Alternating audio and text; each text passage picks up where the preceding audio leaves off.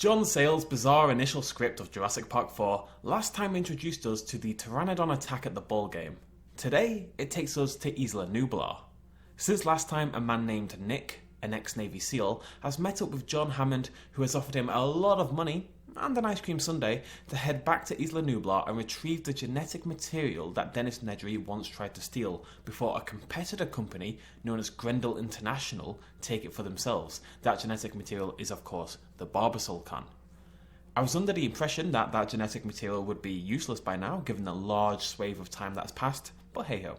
So, we open up with Nick. He's alone on Isla Nublar, he's just been sent over, and he's armed with a small nation's worth of ammunition. He's trekking through the jungle, crossing over overgrown paths and stopping occasionally to listen to the sounds of nature around him. No sign of dinosaurs. Not yet. What he doesn't see is the security camera hiding high up on a nearby lamppost, swiveling on the spot to track his movement. Perhaps he's not alone on the island after all. As he's moving along, Nick vaults over a hole in the ground, and as he steps away we see a large black four-fingered raptor hand emerge from the darkness and grip the warm soil around it, claws gripping into the earth. It's like Tremors, but with dinosaurs. Soon Nick is trudging off the path and through the jungle, and eventually he stumbles upon Nedry's car, and sitting inside, well, Nedry. Well, skeleton Nedry. He's lost a little weight at least. Something Nick points out to the amusement of himself and the lizard hanging out in Nedry's empty eye socket.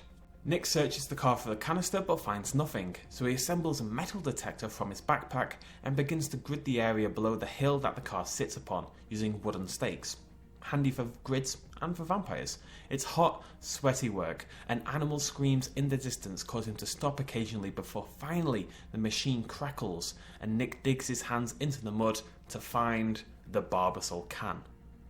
Nick dials his phone, calling the guy waiting to pick him up, and activates the homing device he left at the beach, when suddenly he's surrounded by 6 armed guards. They tell him they're only there for the can, not to shoot him, and that he's very lucky that they found him before one of the dinosaurs did. I think you can see what's coming.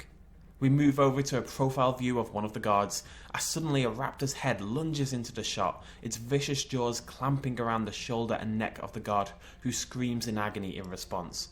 More raptors start to emerge from the nearby holes in the earth, jet black in coloration and with ruby red eyes. They are the Excaviraptors. I am totally, utterly serious.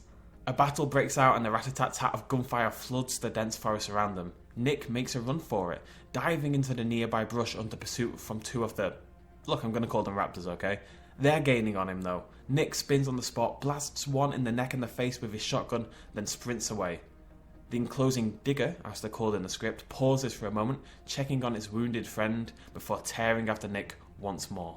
Nick, injured by prickly vines encroaching around the jungle, stumbles into a clearing and catches his breath against an abandoned service vehicle, the Jurassic Park logo barely perceptible upon its door.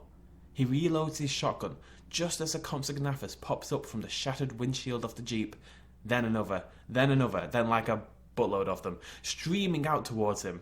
Nick fires the shotgun, knocking some of them back into the vehicle, but the others are swarming over him now, nipping and biting. Nick scrambles at them, knocking a few to the ground before darting through a nearby building. We close on his abandoned shotgun lying on the ground behind him. Nick has the Barbasol can. He still has some of his equipment, but he's lost his shotgun, and the only other humans we've seen have been mauled to death by stupidly named raptors. What will happen next in the bizarro world of Jurassic Park 4? Find out next time.